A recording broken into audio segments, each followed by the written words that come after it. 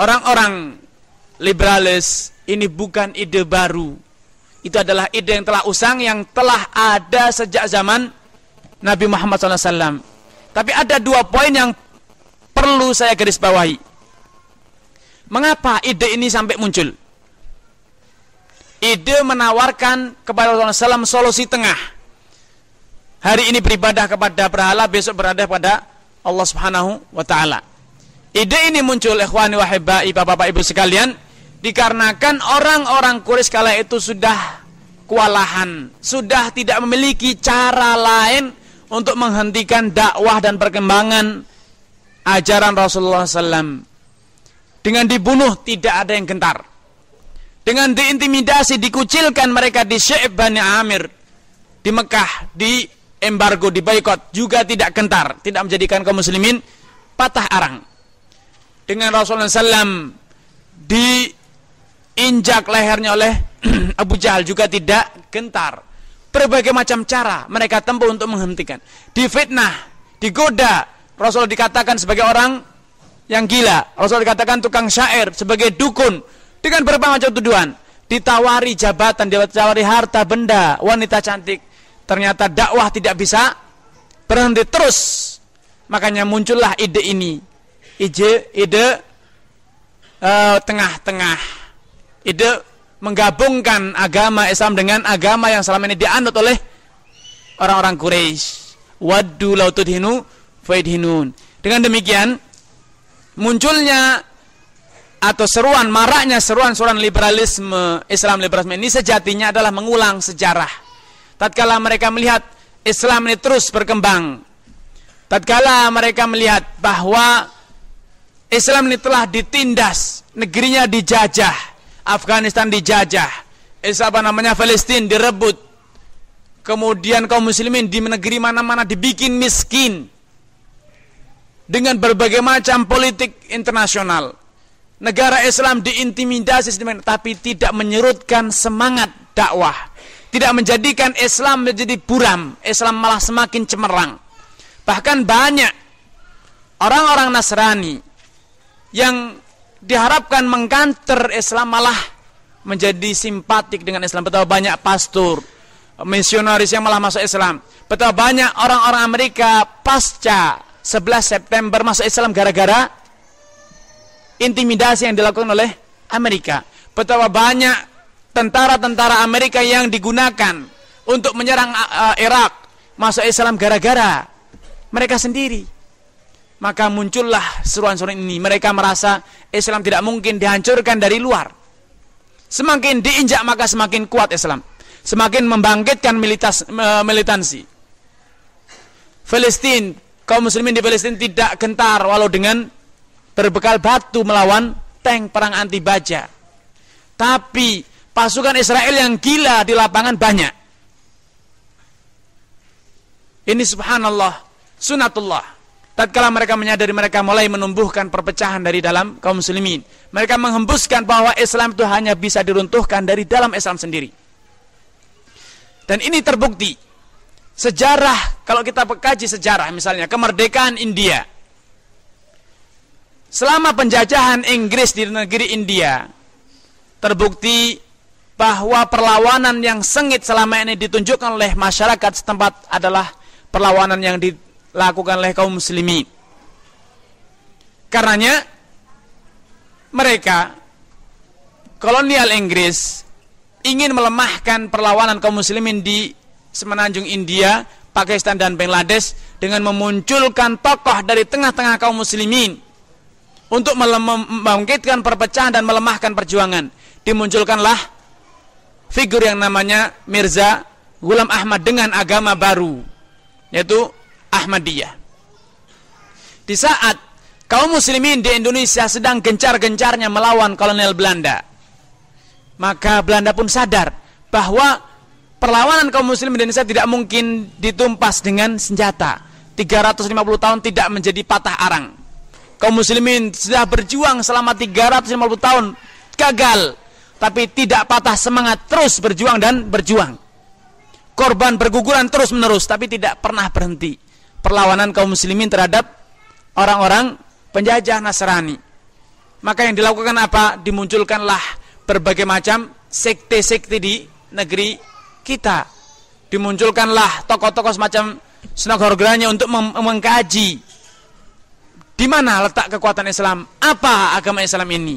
Maka muncullah berbagai macam paham dalam Islam yang aneh-aneh. Di dalam Islam ada zaman kala itu, kira-kira pada tahun 1929 dan sekitarnya, di saat kaum muslimin telah mulai menguat, perlawanan kaum muslimin begitu gencar, Belanda telah mulai kewalahan, dimunculkanlah paham yang namanya paham Gatoloco, Islam Darmo Gandul. Itu semuanya dimunculkan oleh kolonial Belanda. Ini begitu juga dimunculkannya perang saudara antara kaum muslimin yang mereka sebut dengan perang adat. Ini semuanya adalah ulah mereka. Nah, adanya paham liberal ini adalah hanya memutar sejarah. Jadi mereka ingin memutar sejarah bagaimana nenek moyang mereka, yaitu orang-orang kafir Quraisy, menawarkan solusi tengah agar dakwah Islam ini bisa dihentikan, minimal dihadang. Tapi subhanallah, upaya tersebut sebagaimana sejarah yang telah dahulu kandas di tengah jalan. Semakin mereka gencar, maka semakin gencar pula kaum muslimin menyadari kesesatan mereka. Ini poin pertama. Jadi yang terjadi sejatinya hanyalah sejarah yang mengulang dirinya. Yang kedua, mungkin ada dari yang ada di sini berkata, kok bisa sejarah terulang? Kenapa ide yang telah usang, telah lekang dimakan zaman, kembali dihidupkan dalam pakaian yang baru, pakaian yang modern? Ketahuilah saudaraku seiman dan seakidah, sejatinya inisiatornya itu satu. Inisiator solusi tengah tersebut, lintas agama ini adalah satu, yaitu siapa? Iblis. Sesungguhnya iblis membisikkan kepada mereka orang-orang yang tidak suka dengan Islam gagasan-gagasan lintas agama semacam ini. Diulang, dulu pernah saya katakan kepada mereka, sekarang kami ajarkan kembali. Coba ditawarkan lagi solusi ini ke masyarakat Islam. Dulu gagal, siapa tahu sekarang berhasil. Ini karena inisiatornya satu.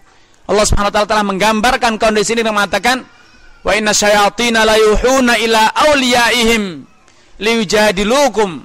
Sungguhnya para setan ini terus menerus membisikkan, mengajari, mendidik dan mengarahkan wali-wali mereka, orang-orang yang tunduk dan patuh menuruti bisikan-bisikan setan, liyujadilukum, guna mengkanter dakwahmu wahai Muhammad. Inilah rahasianya yang kedua. Rasanya karena inisiator lintas agama ini satu, yaitu iblis. Iblislah yang dulu mengajarkan orang Quraisy untuk mencetuskan adanya lintas agama. Pernah suatu saat saya berdiskusi via media internet dengan seorang yang beragama atau beragama liberal, Islam liberal. Saya tanyakan, Mas, saya tidak ingin berdiskusi dengan Al-Quran dan hadis, karena menurut Anda Allah saja layak dipertanyakan, apalagi keabsahan Al-Quran dan As-Sunnah. Bukankah itu konsep Islam liberal? Kata dia, ya. Jadi semua itu layak dipertanyakan. Kalau gitu saya ingin menerapkan konsep saudara ini. Saya ingin mempertanyakan, Anda ini laki atau perempuan? Saya meragukan tentang kelaki-lakian Anda. Jangan-jangan Anda ini adalah perempuan. Jadi perhatikan, menurut analisa saya Anda ini adalah mbak, bukan mas. Itu pertama. Karena katanya semua layak dipertanyakan, maka saya pertanyakan tentang gender mas ini, laki atau perempuan. Kata dia laki. Saya akan ragukan, Adalah mbak, bukan mas. Jadi perkenankan sepanjang diskusi saya akan panggil saudara dengan mbak. Betul, sepanjang diskusi saya panggil mbak. Kemudian yang kedua, bukankah Anda menyeru bahwa agama ini sama memiliki kebenaran, sama-sama memiliki kebenaran dan sama-sama menuju kepada yang satu, yaitu pengesaan kepada yang maha satu, katanya. Dia tidak mau menggunakan kata Allah. Oke, saya akan menggunakan agama yang satu ini, konsep mas ini. Saya ingin katakan, bukankah agama ini macam-macam? Agama ini macam-macam. Di Indonesia pernah ada agama yang namanya Islam Darmo Gandul, yang mengatakan istri saya, istrimu, istrimu, istriku. Nah, Mas siap menerapkan konsep ini? Kalau saya tidak. Jadi kalau Mas siap, saya akan carikan orang yang siap menerapkan konsep ini dengan Mas. Saya akan carikan germo yang akan mengatakan istrimu, istriku, istriku, istrimu. Mas siap? Katanya Anda ini porno katanya. Loh, yang porno siapa? Ini kan konsep Mas, saya terapkan. Ini aplikasi dari konsep liberal. Yang artinya semua pemahaman itu memiliki tingkat kebenaran yang berbeda-beda. Yang beda hanya taraf kebenarannya. Ada yang 100%, ada yang 50%. Nah, saya ingin tanya, konsep Darmo Gandul ini kebenarannya berapa persen? Silahkan diterapkan, Mas. Kalau 50% ya minimal, kalau tidak istrimu, istriku, istriku, istrimu, ya putrimu, putriku, putriku, putrimu. Mau nggak? Kan tidak mau kan? Ini yang kedua.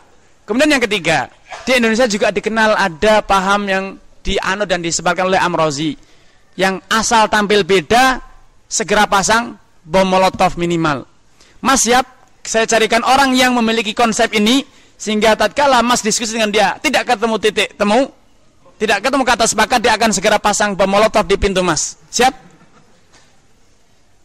Ini kan harus dihormati juga, ini kan konsep. Mas kan menyeru bahwasanya semua itu memiliki tingkat kebenaran yang berbeda-beda. Pasti ada benarnya katanya. Apakah pemahaman Amrozi yang hobinya pasang bom ini benar? Asal beda pasang bom, benar? Ini konsekuensinya. Selanjutnya yang terakhir, Mas. Kalau benar, kok sampai sekarang Mas ini Islam aja, Mbak, ganti agama, Mas, biar selesai diskusi kita, saya bilang.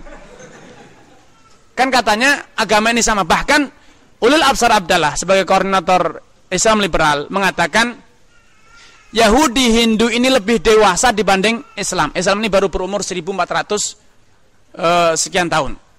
Dan mereka mengatakan salah satu klaimnya, saya akan bacakan klaim orang-orang Islam liberal sama.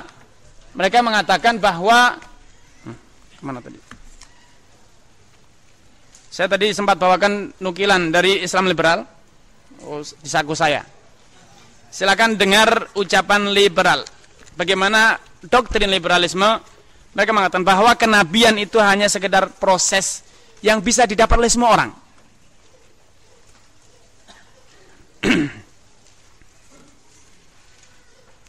Orang-orang liberal mengatakan, ini ucapan Muhammad Guntur Romli yang dimuat dalam Harian Kompas, Pak. Dan ini juga ucapan Ulil Absar Abdallah dalam bukunya Menyegarkan Paham Islam. Intinya sama. Jadi setelah beliau Muhammad Guntur Romli ini bicara ngalor ngidul, beliau mengatakan, jadi kita bisa melihat bahwa Muhammad bukanlah nabi yang datang dari dunia antah berantah. Kepribadian dan pengetahuannya telah dibentuk oleh lingkungannya. Jadi yang menjadikan dia nabi adalah karena faktor lingkungan, katanya. Leluhurnya dikenal menaati prosedur dan ajaran kenabian. Khadijah bersama komunitas memiliki pengaruh yang tak bisa disanggah. Kenabian dan pewahyuan itu adalah hasil dari eksperimentasi kolektif setelah melalui proses kreatif yang sangat panjang, katanya. Ini klaim liberal, Pak. Akhirnya saya katakan, ini kan eksperimen. Ya, Anda kan sudah mengatakan eksperimen orang Yahudi dan Hindu lebih lama, sehingga hasilnya katanya lebih dewasa. Mereka mengatakan seperti itu, jujur mereka. Hasilnya lebih dewasa. Saya yang tidak habis pikir, Mas, kenapa Anda kok tidak mau pindah sajalah? Kalau Mas sudah klaim saya Nasrani, selesai diskusi kita. Tapi tidak mau. Saya hanya bebas, saya ingin memulai Islam saja. Berarti kan tidak komitmen. Katanya yang lebih dewasa adalah Yahudi dan Nasrani. Kenapa tidak mau pindah? Akhirnya saya tutup diskusinya dengan mengatakan, rahasianya satu, Mas. Anda tidak mau pindah karena kalau pindah duit Mas putus. Sudah tidak ada lagi transfer dana ke Mas dari badan-badan internasional. Jadi Anda didanai, Anda diberi beasiswa, Anda diberi uang, dana besar-besaran untuk menjalankan organisasi Anda, karena Anda masih mengatakan Islam. Kalau Anda sudah pindah Nasrani, sudah tidak ada gunanya Anda ini.